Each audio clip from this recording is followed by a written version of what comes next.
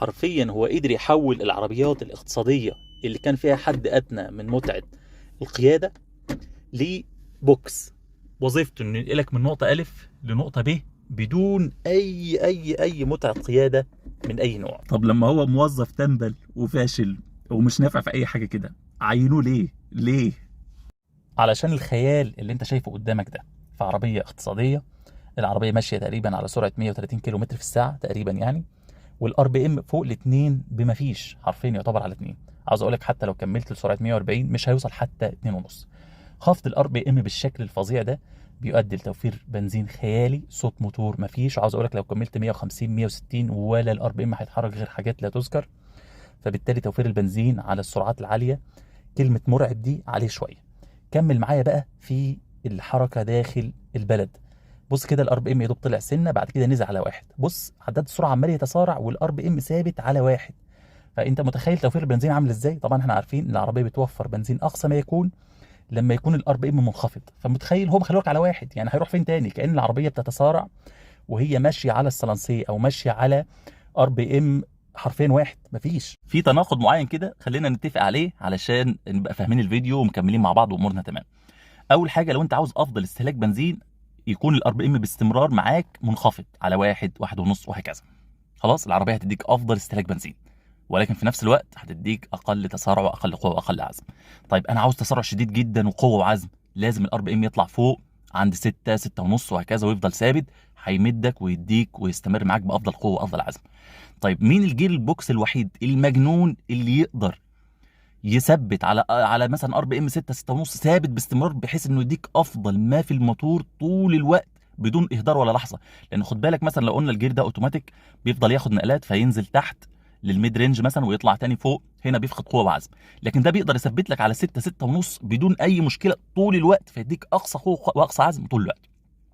ولو حبيت توفر بنزين هينزل لك على 1 او ار بي ام منخفض طول الوقت، فيديك افضل استهلاك بنزين طول الوقت، حرفيا طول الوقت. العربيه سواء على السفر او ماشي جوه البلد، لو انت عاوز توفر هتديك افضل استهلاك بنزين طول الوقت، لانه يقدر يثبت لك الار بي ام بشكل منخفض.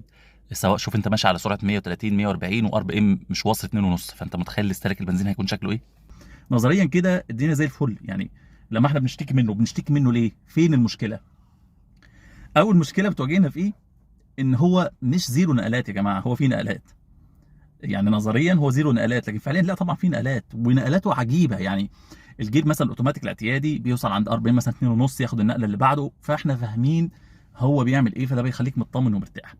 ده نقلاته عجيبه، يعني احيانا يبقى ناعم مفيش حاجه ويجي عند الميد رينج كده عند مثلا سرعه 40 60 تلاقي فيه هزهزه بسيطه كده. فالهزهزه دي مش مريحه خالص، لان هي لا هي نقله احنا عارفينها ولا انت فاهم هو بيعمل ايه.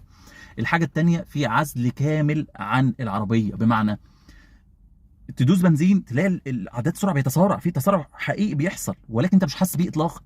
حاسس العربيه بطه رغم ان هي بتتسارع، صوتها عالي ومترجمه السرعه على الار بي ام لحاجه حقيقيه، لكن هو مش مباشر زي الجير بوكس الاوتوماتيك او حتى المانيوال. لا، في حاجه غريبه بتحصل انت ما انتش فاهمها، واحساس عجيب ما انتش يعني الوضع حرفيا مش مريح. فده اللي بيخليه يعمل مشكله عدم متعه القياده. طب النقطه بقى بالنسبه لاستهلاك البنزين، هل هو بيقدر يوفر؟ نظريا طبقا اللي انت شفته بيوفر، وحقيقي على السفر توفير خيالي. طب جوه البلد ما بيوفرش ليه؟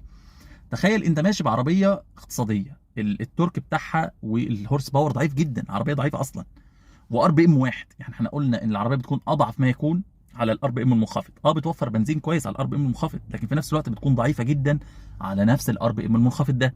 وبناء عليه انا جايب موتور ضعيف وعربيه اقتصاديه وماشيه على الار بي ام منخفض، وده الحته اللي الموتور بيكون فيها اضعف ما يكون، فالعربيه بتكون مخنوقه.